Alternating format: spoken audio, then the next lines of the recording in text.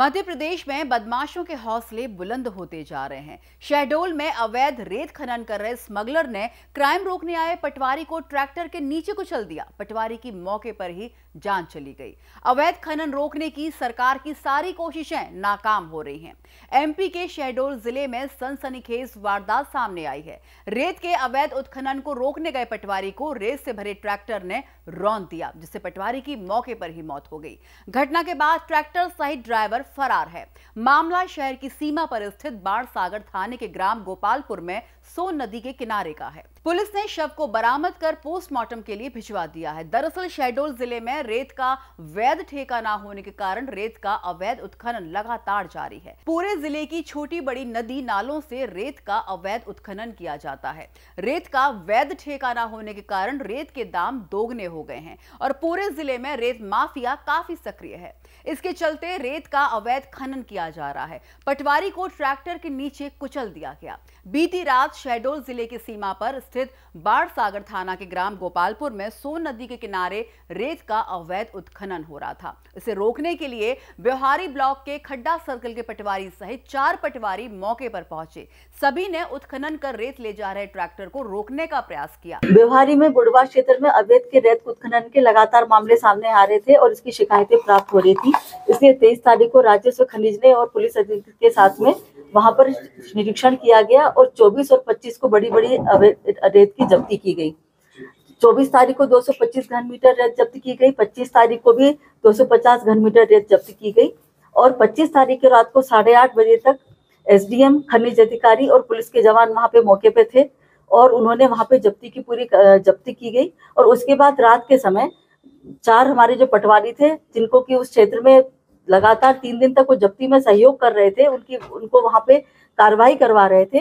वो रात को सिर्फ ये मौका देखने के लिए वो गए थे कि अब और कोई रेत तो नहीं बची या कोई घटना नहीं हो रही। तो उसी वक्त एक ट्रैक्टर निकला जिससे उन्होंने सिर्फ मात्र पूछताछ के लिए उसको रोक के बस जानकारी लेना चाही। तो उसने हमारे पटवारी है प्रसन्न सिंह, उसको वहां पे उसने कुचल के उसको मार दिया। कहीं ना कहीं मैडम क्या कार्रवाई की गई मैम इसमें?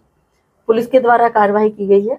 कहीं ना कहीं मैडम ऐसा नहीं है कि अभी लगातार जो है रेत के टेंडर नहीं हुए, इसको लेकर के आसपास के क्षेत्रों में बदस्तूर जो है अवैध उत्खनन परिवहन जारी है? हाँ, अभी रेत का इसके पहले जब भी होती थी इस तरह की कार्रवाई तो जो भी कंपनी जिसको ठेका दिया जाता था उसको हम लोग जब्ती में दे दिया करते थे।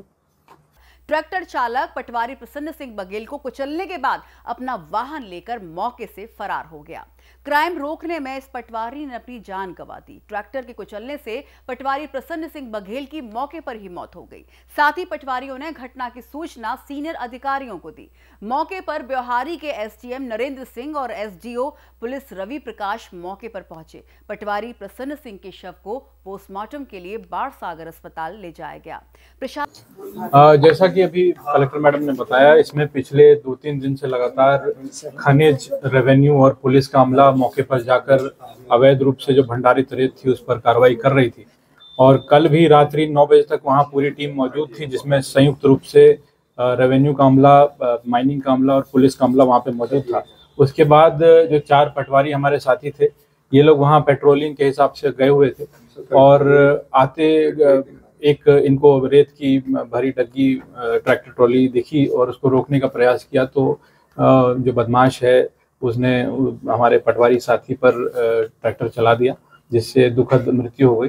पूरे प्रकरण में रात से ही 3 थानों की पुलिस मौके पर है और शव को भी उठवाकर पीएम के लिए भेजा जा चुका था रात में ही। और जो मुख्य आरोपी था उसको भी हमने राउंड अप कर लिया है। साथ ही प्रकरण भी दर्ज हो चुका है। माननीय एडीजी साहब के द्वारा रात में ही इसमें 30,000 रुपये का इनाम भी घोषित कर दिया गया था आरोपी पर।